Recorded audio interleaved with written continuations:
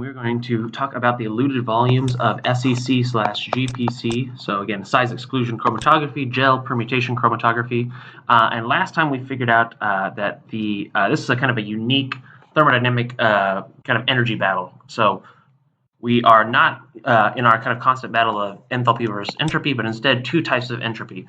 Entropy increase of mixing and entropy loss or entropy penalty from reducing our number of microstates, our configurational number of microstates when large pores are forced to be compressed and have to squeeze in through a pore. So we want to basically get an idea of how our eluted volume is going to scale. So eluted volume, we're going to kind of define that explicitly here. So the eluted, polymer, how does it scale with the size of our polymer chain?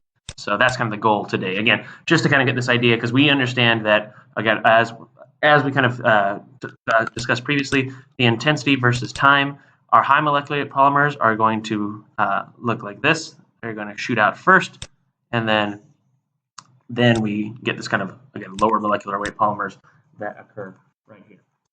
Again, let's take a peek. Let's think of an idea of the eluted volume and how it's going to depend on several parameters here. So we have our physical understanding, but we want to get an actual equation. So we need to measure some eluted volume of our polymeric materials. So let's figure out and let's kind of divide out what's happening here.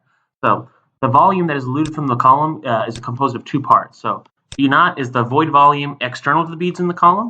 So V naught external to the beads in the column.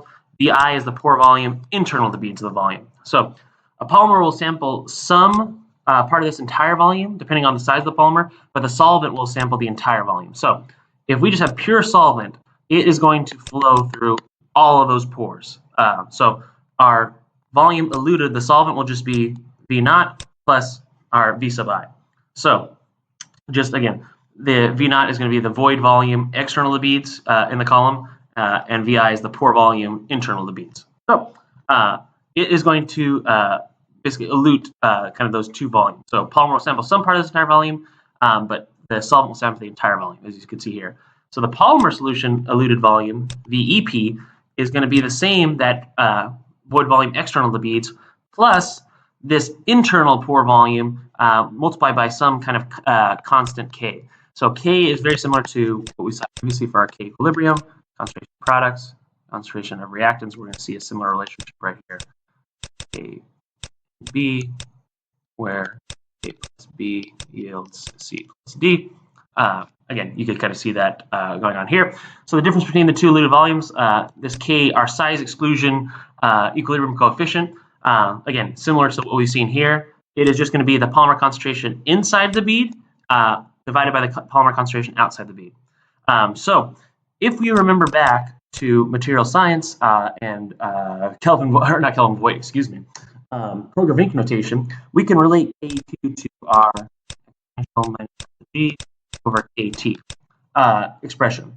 So this is kind of a general expression you'll see kind of again in thermodynamics, biology, and also material science. So we can relate this constant here to our entropy for pore permutation. So just like chemical equilibrium. So if we assume no enthalpy change upon permutation, which is a reasonable idea, so unless there's some strange interaction occurring when the polymer enters the pore, delta H when the polymer enters pore permutation should be equal to 0, and that just leaves delta G equals minus T delta S pore permutation.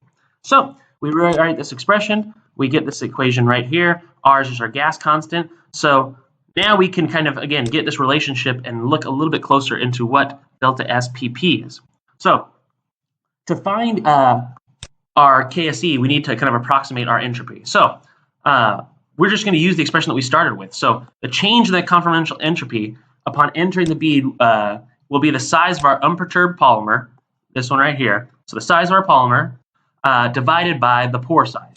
And again, pore size is difficult to measure. We're going to use A sub S, which is that parameter of surface area of our pore divided by the volume of our pore. So again, it's just going to be reduced to our, essentially, this expression that we saw previously.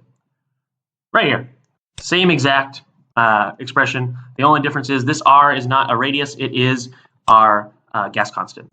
So when you plug this expression 8 right back into here, expression 7, we get this nice equation.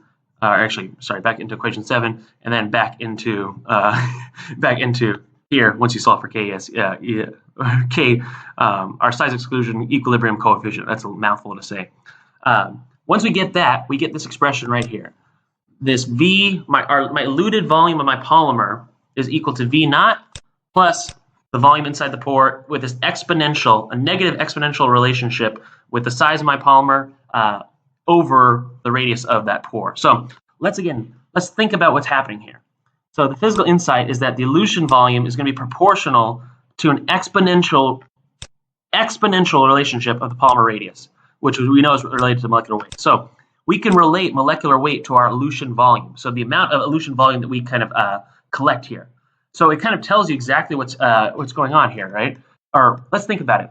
If my polymer is huge, or equivalently, if my that radius of my pore is small, I know that this the volume eluted from inside the pore, or the pore volume internal to the beads, is going to be extremely small. So almost essentially 0. But as my polymer becomes smaller, I'm going to have a larger. Again, we could relate essentially the amount of eluted volume. Again, we can right here exponential relationship with polymer radius. We can relate the molecular weight to our elution volume that we collect here. So again, I think this is a kind of a nice relationship to know and to be able to derive. But the key thing is that kind of intensity versus time.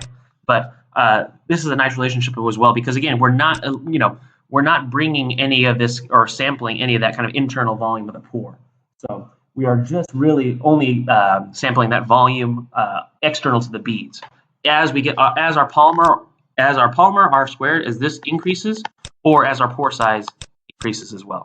Because again, we don't want to sample that because we have to kind of compress and squeeze in, and that's again how we could relate this eluted volume to our size of our polymer. So we mentioned in the last video that unfortunately we need a reference or a calibration to determine kind of, again, these kind of values and these constants. So we need a known sample with a known molecular weight. We need a calibrator sample. Then we can get a complete molecular weight distribution and a PDI index. So it's a little bit tricky there. So it's a little, it's not as nice as kind of, again, as membrane osmometry, as our intrinsic viscosity measurements, where we can get quantitative results without this kind of calibration factor. So again, because there's some uncertainty, as everyone knows in my Engineering 110 course, there's some uncertainty with, again, this reference sample as well. So you have to kind of propagate that error.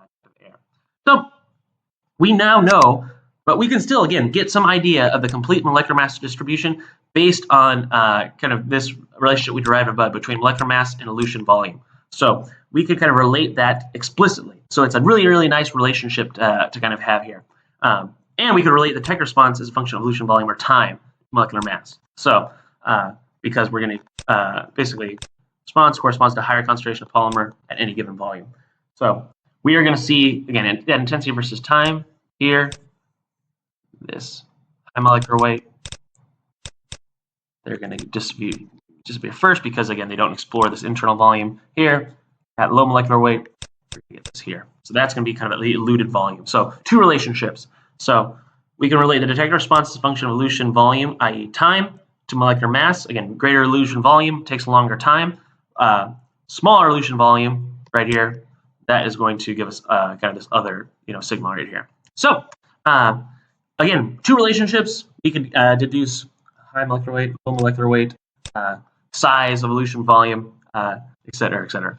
So the key thing here, again, is this, when you're thinking about SEC or GPC, is this competition, right?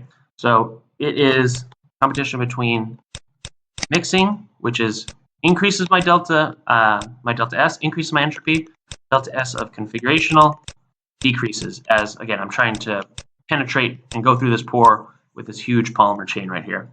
So again, multiple columns can be used, dense mixture of porous beads. Smaller molecules will be able to get into more pores, spend more time in the column. Larger beads pass through the column without passing through any of the pores. We can extract samples from the elution volume of the column as a function of time, so each sample will be relatively dispersed. Larger polymers, or larger coils emerging from the column earlier, and then we can basically, by characterizing each volume, we're going to be able to reveal a complete size distribution of our sample. So this is, again, a nice key equation here. So equation just serves to illustrate the volume eluted is related to coil size. So that's the key. I like this key idea right here. And then your experimental method. Again, you could use multiple columns as well. Multiple columns. All right. So, and we get, again, the key thing is this full molecular weight distribution of the polymer rather than averages. So, as we did in membrane osmometry and in intrinsic viscosity. So that's it. So lecture 7 is done. That is all the information. Lectures 1 through 7 will be covered on exam 1. We'll be doing basically a review session and as well. And we'll have some kind of review lecture YouTube videos, go through a couple example problems, hopefully, in the future. And yeah, you'll be ready to take that exam. So congratulations. You're ready for the first exam for polymers, polymer physics, soft matter, whatever we want to eventually change the name of this course to. And yeah, I'll see you all next time. Thanks. Have a good one. Bye.